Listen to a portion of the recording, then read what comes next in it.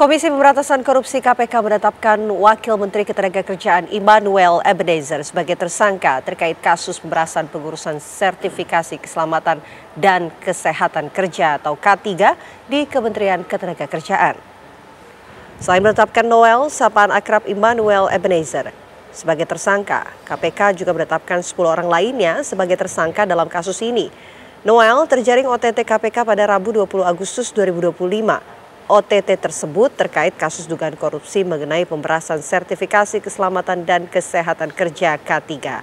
Dalam konferensi pers, Ketua KPK Setio Budianto mengatakan Wamenaker Immanuel menerima uang sebesar 3 miliar rupiah dari pemeriksaan K3. Noel menerima uang panas tersebut pada akhir tahun lalu atau 2 bulan setelah menjabat. Selain Noel, pejabat Kementerian Ketenagakerjaan lainnya juga turut menikmati uang dari pemerasan tersebut. Ada pula yang menerima berupa bentuk kendaraan. Ke-11 tersangka akan ditahan selama 20 hari di lingkungan tahanan cabang KPK.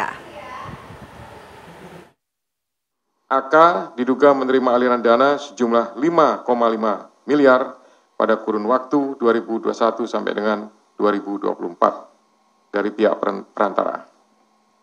Kemudian sejumlah uang tersebut mengalir kepada pihak penyelenggara negara, yaitu IEG, sebesar 3 miliar pada bulan Desember 2024. KPK selanjutnya melakukan pemeriksaan secara intensif dan telah menemukan sekurang-kurangnya 2 alat bukti yang cukup.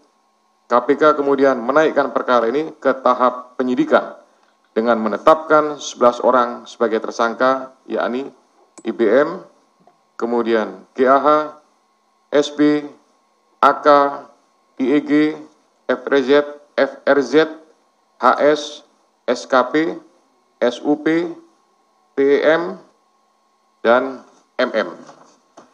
KPK selanjutnya melakukan penahanan terhadap para tersangka untuk 20 hari pertama terhitung tanggal 22 Agustus sampai dengan 10 September 2025 di Rumah Tahanan Cabang KPK Gedung Merah Putih.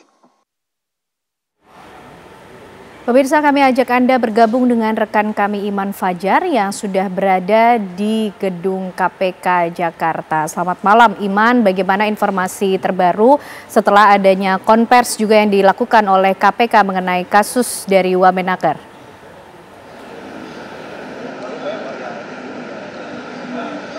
Ya, mengenai kasus yang menjerat Wakil Menteri Ketenagakerjaan Immanuel Ebenezer, tadi kita juga sudah sama-sama mendengar bagaimana konferensi pers dari KPK bahwa ini KPK telah resmi menetapkan Immanuel Ebenezer, Wakil Menteri Ketenagakerjaan, sebagai tersangka bersama dengan 10 orang lainnya dalam kasus dugaan pemerasan terkait sertifikasi atau pengurusan sertifikasi K3 di lingkungan Kementerian Ketenagakerjaan.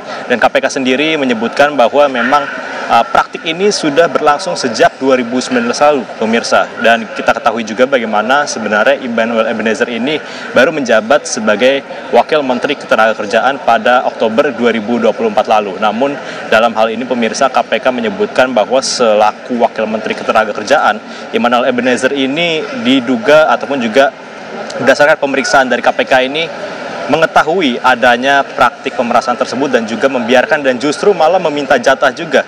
Bagaimana tadi KPK juga menjelaskan Immanuel Ebenezer ini menerima setidaknya ada 3 miliar rupiah dari kasus ataupun juga praktek pemerasan ini pada Desember 2024 lalu. Dan total kerugian negara ataupun juga total uang yang mengalir dari kasus pemerasan ini ke sejumlah pihak ini sejumlah 81 miliar rupiah dari periode 2019-2024. Adapun kasus pemerasan ini sendiri juga diketahui oleh KPK usai adanya laporan dari masyarakat mengenai pungli, di mana sebagai informasi bahwa tarif sertifikasi K3 ini normalnya ada di harga Rp275.000. Namun fakta di lapangan menunjukkan bahwa pekerja atau buruh justru harus mengeluarkan biaya hingga 6 juta karena adanya tindak pemerasan ini. Dan dari laporan tersebutlah kemudian KPK melakukan kegiatan tangkap tangan pada tanggal 20 dan juga 21 Agustus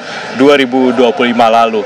Dan mengenai Wakil Menteri Ketenagakerjaan Immanuel Ebenezer tadi, setelah dilakukan konferensi pers tadi kami juga melihat bagaimana ke-11 tersangka ini juga digiring untuk masuk ke mobil untuk kemudian dibawa ke rutan KPK, dan tadi juga dirinya meminta maaf kepada Presiden Prabowo Subianto dan juga meminta amnesti dari Presiden. Tentunya kita akan melihat bagaimana ke depannya. Sementara itu. Terima kasih Iman Fajar atas laporan Anda langsung dari gedung KPK Jakarta.